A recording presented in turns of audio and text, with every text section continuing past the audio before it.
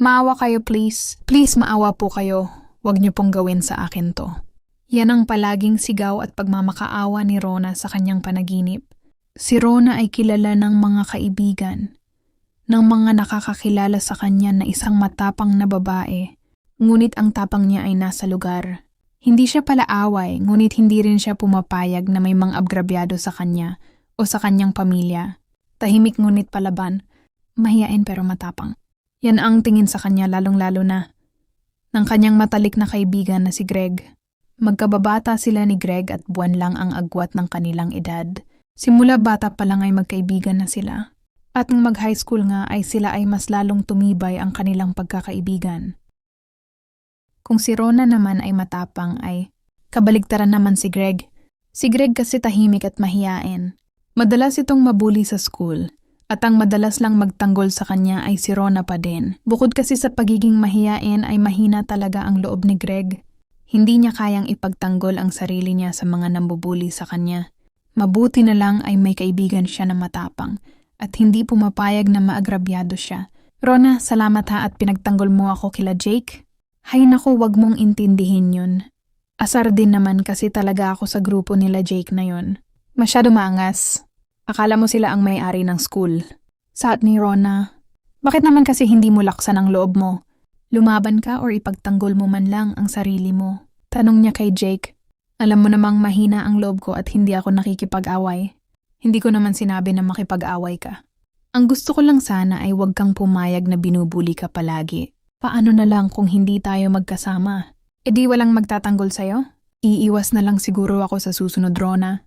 Napabuntong hininga na lang si Rona sa sinabi ni Greg. Ang totoo na awa siya sa kaibigan, pero wala naman siyang magagawa kung talagang takot ito.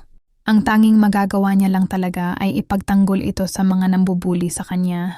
Hindi niya alam na dahil sa madalas na pagtatanggol niya sa kaibigan, ay unti-unti na palang nahuhulog ang loob ni Greg sa kanya.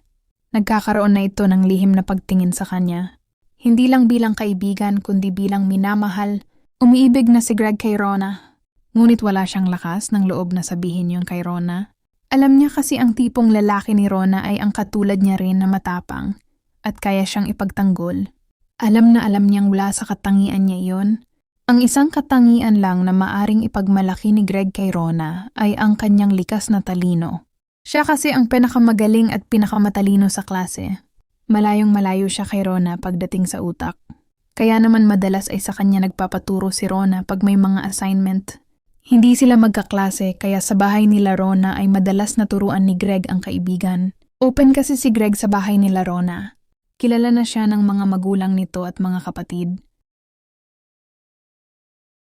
Kung ang mga magulang niya nga ang tatanungin ay mas gusto nila si Greg para kay Rona, habang tumatagal ay mas lalong lumalim ang pag-ibig ni Greg sa kaibigan. Hanggang sa isang araw nga na nasa bahay sila nila Rona at tinutulungan siya sa assignment ay sinubukan ng magtapat ni Greg. Hindi na niya napigil ang sarili na sabihin sa kaibigan ang nararamdaman. Mahal kita, Rona. Unpaman ay gusto na kita. Pero ang pagkagusto ko na yon ay mas lumalim. Nang husto dahil sa pagtatanggol no sa akin lagi. Nanginginig pa ang boses ni Greg at halatang kinakabahan habang sinasabi yon sa kaibigan. Pasensya ka na, Greg. Alam mo naman kung ano ang gusto ko sa isang lalaki, di ba? Tsaka isa pa ay magkaibigan tayo. Best friend tayo, Greg. Mahal kita, pero bilang kaibigan lang. Saad ni Rona. Ganun ba, Rona? Sige na uunawaan ko. At pasensya ka na din kung hindi ko napigil ang sarili ko na mahalin ka. Kalimutan mo na lang ang mga sinabi ko sa'yo. Huwag kang mag-alala sa akin. Okay lang ako. Saad ni Greg bago tuluyang magpaalam kay Rona. Kusang bumabagsak ang luha sa mga mata ni Greg habang naglalakad papalayo ng bahay nila Rona. Sobrang sakit ang nararamdaman niya ng mga oras na yon. Si Rona din ay napaluha dahil batid niya na nasaktan ang kaibigan niya. Mahal niya ito at mahalaga ito sa kanya. Ngunit hanggang pagkakaibigan lang ang kaya niya. Wala siyang nararamdaman na higit pa doon para kay Greg. Kinabukasan ay hindi pumasok sa school si Greg. Inaantay siya ni Rona sa kantin pero natapos na lang ang recess ay hindi nagpakita sa kanya. Ang kaibigan. Sa isip ni Rona ay alam na niya ang dahilan ng pag-absent nito.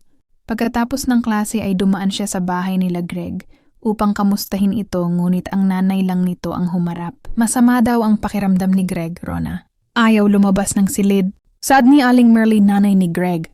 Walang nagawa si Rona na hayaan na lang si Greg na magpalipas ng sama ng loob. May kirot din sa puso niya at nakokonsensya siya. Pero hindi niya maaring pilitin ang puso niya. Ilang araw ang lumipas bago pumasok si Greg sa school. Ngunit sa muli nilang pagkikita ay hindi na katulad ng dati ang pakikiharap ni Greg kay Rona. Umiwas na ito sa dalaga. Hindi na ito sumasabay sa tanghalian. At maging sa pag-uwi ay nauuna na ito palagi. Uy Greg, iniiwasan mo ba ako? Tanong ni Rona. Nang minsang makorner niya ito sa bench ng school. Mabuti na yung ganito, Rona. Kasi kung hindi kita iiwasan ay baka mahulog lang ako lalo sa'yo. Wala din naman akong pag-asa, diba? Diretsahan pero malungkot na sad ni Rona. Ang iwanan ni Greg ang kaibigan ay wala nang nagawa si Rona. Ilang araw at linggo ay talagang iniwasan na ni Greg si Rona. Hinayaan na lang din ni Rona ang kaibigan. Ngunit isang araw ay nakita ni Rona na binubuli na naman ng grupo nila Jake si Greg. Hindi niya natiis ang kaibigan at inawat niya sila Jake. Pinagsisigawan niya ang mga ito kaya napilitang ihinto ang ginagawa. Agad namang umalis si Greg at iniwan sila Rona at ang grupo ni Jake na nagtatalo. Batid naman kasi niya na kayang-kaya ni Rona ang mga ito. Hindi niya alam pero sa anumang kadahilanan ay tanging si Rona lang ang nakakapagpatigil sa grupo nila Jake. Dahil na din siguro sa tapang nito at may pagkatalakera din talaga. Bakit ba lagi niyo nalang pinag-iinitan si Greg ha? Pagalit na tanong ni Rona. Bakit ba lagi mo nalang siya pinagtatanggol? Tanong naman ni Jake. Siyempre kaibigan ko yung tao. Ha? Kaibigan mo lang siya? Akala ko kasi boyfriend mo siya. Ang nakangising tanong ulit ni Jake. Tigilan niyo na si Greg at walang ginagawa sa inyo yung tao. Saad ni Rona. Bigla naman sumingit ang isang tropa ni Jake. Gusto ka kasi ni Jake kaya ganyan yan. Nakatawa pang saad nito.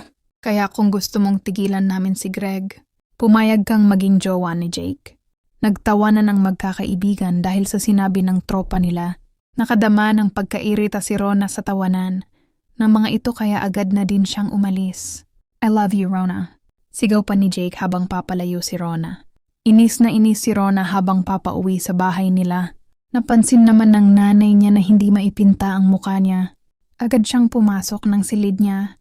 Doon ay muli niyang naalala ang nangyari.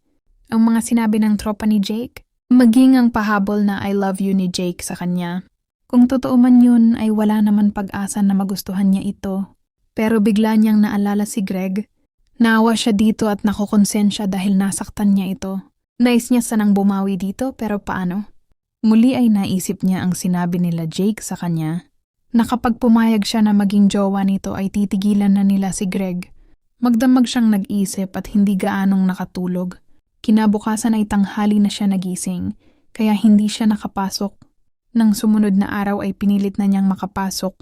At nang araw na iyon ay may nabuo na siyang desisyon at plano para sa ikakatahimik ng grupo nila Jake at para na din tigilan na. Nang mga ito si Greg tatanggapin niya ang kondisyon ni Jake. Inis siya sa mga ito at mas lalong wala siyang nararamdaman kay Jake. Pero para kay Greg ay gagawin niya iyon. Sasakyan niya ang gusto nila Jake. Kaya niya ang sarili niya. Hindi siya papayag na maagrabyado ni Jake. Kaya niyang sakyan at laruin kung anong laro ang gusto nito. After ng klase ay kinausap niya ito ng sarilinan. Gaya ng plano niya ay nakipag-deal siya dito. Talaga ba, Rona? Pumapayag ka ng maging tayo? Oo, pero kailangan mong tumupad sa usapan. Titigilan niyo na ang pambubuli kay Greg. Hindi inaasahan ni Rona ang makikita niyang reaksyon ni Jake. Para kasing tumama sa loto at tila ba sobrang saya sa sinabi niya. Nagulat pa siya nang bigla siyang yakapin ng mahigpit nito.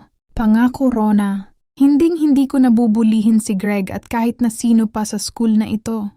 Magbabago na ako para sa iyo, Rona. Takang-taka man ay sinakyan niya na lang ang mga sinasabi ni Jake. Hindi siya kumbinsido dito pero hindi na niya kinontra pa.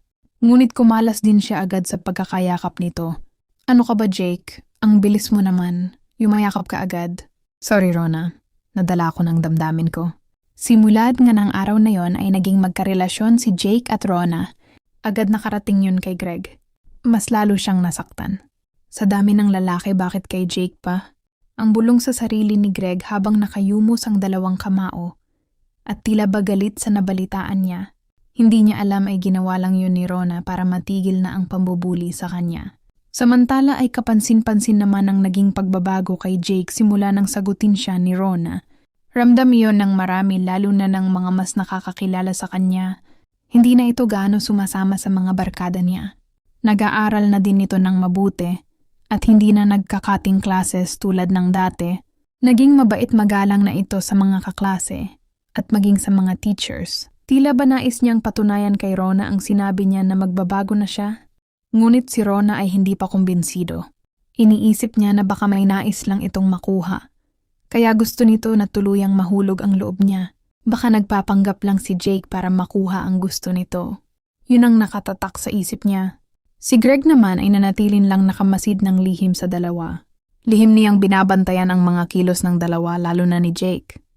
Mahal na mahal niya si Rona at gagawin niya ang lahat para dito.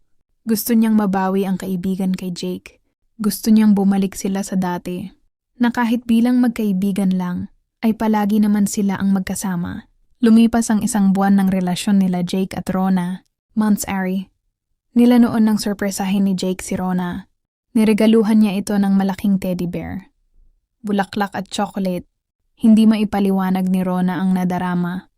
Pero para bang nakukumbinsi na siya na totoo talaga si Jake sa mga sinabi nito. Pinapatunayan nito ang pagmamahal sa kanya. Ang sweetness nito at ang pag-aalaga. Kitang-kita niya din talaga ang malaking pagbabago nito sa loob ng 1 buwan na sila na unti-unting nahulog ang loob niya dito. Binuksan na niya ang puso niya sa posibilidad na umibig din siya kay Jake. Ayaw niya munang magsalita ng tapos. Ayaw din niyang maging kampante, masyado. Basta ang alam niya sa sarili niya na napahanga siya sa ginawang pagbabago ni Jake. 1 hapon bago umuwi ng kanya-kanyang bahay, ay nasa ilalim ng malaking puno sila Jake at Rona. Doon sila madalas tumambay after class at bago umuwi ng bahay. Humiling ng 1 halik si Jake kay Rona.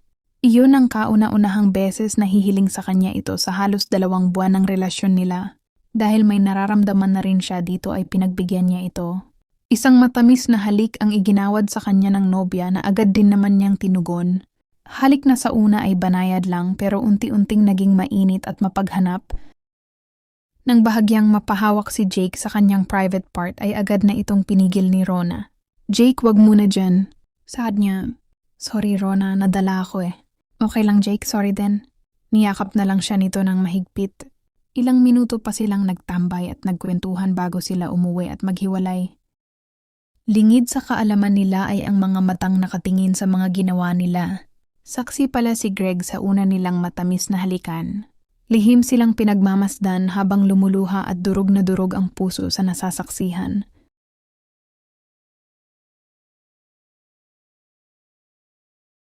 Sa aking mga tagapakinig, nais magpasalamat ng inyong Papa Torjak. At kung maaari sana ay pakisubscribe na din kayo sa aking YouTube channel, Papa Torjak Confession Stories. Para naman po mas marami pa tayong may upload ng mga stories. Maraming salamat po ulit. Nasa screen po ang wall ng ating YouTube channel.